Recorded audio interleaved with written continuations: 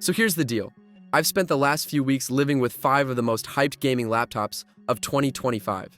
Not just testing them in a lab, but actually gaming on them, editing videos, dealing with fan noise, battery drain, and yes, even those moments where the frame rate tanks mid-match and you start questioning your life choices. Let's get into it. First up, the HP Omen 16. This thing is a brute. It's running Intel's Ultra 9-285H chip paired with an RTX 5070, 64 gigs of DDR5 RAM, and a massive 4TB SSD. Yeah, 64 GB. That's not just future-proofing, that's borderline overkill, and I love it. I loaded up Cyberpunk 2077 on ultra settings, had OBS recording in the background, Discord running, and a few browser tabs open. The Omen didn't even flinch. Frame rate stayed consistent, no stuttering, and the thermals were surprisingly well managed. The fans do kick in, but the heat is pushed out the back, so your hands stay cool. The display is a 16-inch WQXGA panel with a 240 Hz refresh rate. It's sharp, fast, and honestly, one of the better screens I've seen this year. Great for competitive shooters, but also fantastic for editing. Colors are accurate, motion is smooth, and it's bright enough to use in daylight. Battery life? Not amazing. You'll get maybe 90 minutes of gaming unplugged and around 3.5 hours with mixed use. But let's be real, this isn't a machine you buy for portability. It's a desktop replacement that can handle anything you throw at it. If you're a creator who games or a gamer who edits, this is the laptop that won't make you choose between performance and workflow. Next up is the Asus TUF 15. This one's for the budget-conscious gamer who still wants solid performance. It's powered by AMD's Ryzen 77435HS, paired with an RTX 30500 16GB of DDR5 RAM and a 1TB SSD. I ran Valorant, Apex Legends, and Elden Ring on this thing. Medium settings across the board, and it held up surprisingly well.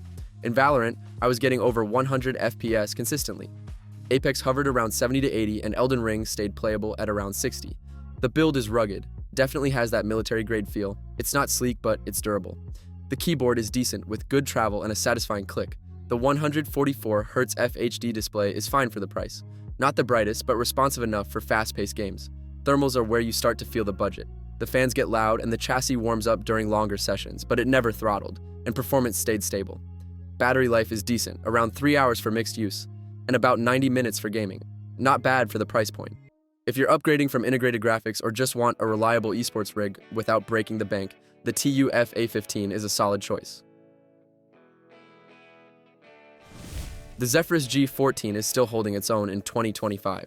It's running a Ryzen 9 processor, RTX 2060, 16GB RAM, and a 1TB SSD. Sure, the GPU is a bit dated, but the overall package still delivers. I played Hades, Forza Horizon 5, and even did some light Blender rendering. Everything ran smoothly, frame rates were solid, and the laptop stayed cool enough to use on your lap.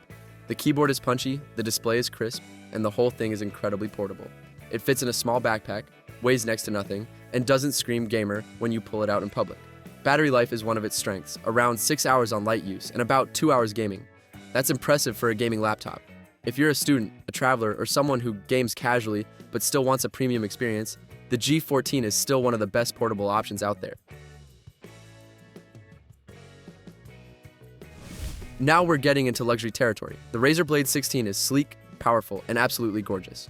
It's running AMD's Ryzen AI 9365 CPU, paired with an RTX 5080, 32GB of LPDDR5X RAM, and a 1TB SSD. But the real star here is the display, a QHD Plus OLED panel with a 240 Hz refresh rate. It's stunning. Deep blacks, vibrant colors, and zero motion blur. I played Starfield and Red Dead Redemption 2 on max settings, and it looked cinematic. The AI chip is a nice touch. It helps with background tasks like noise isolation, video rendering, and even some predictive performance tuning. It's subtle, but it works. Thermals are the trade-off. The aluminum chassis gets warm, and the fans are aggressive. You'll hear them, especially during heavy gaming. Battery life is around 2 hours gaming and 4 hours mixed use. This is a flex machine. If you want power, polish, and future-ready features, and you're okay with the price tag and the heat, the Blade 16 is a statement piece. Last but definitely not least, the Scar 18. This thing is a monster. It's running Intel's Ultra 9-275HX, paired with an RTX 5090, 32GB of DDR5 RAM. and a 2TB PCIe Gen 4 SSD.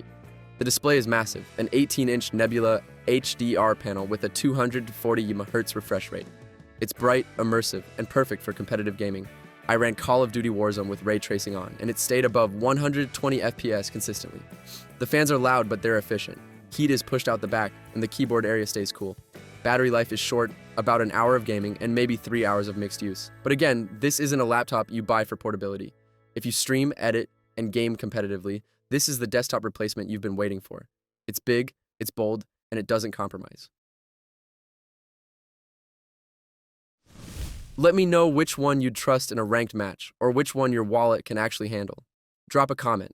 Hit like if you want to follow up with thermal tests, battery breakdowns, or even a head-to-head gaming challenge. Subscribe for more hands-on tech reviews. No fluff, just facts.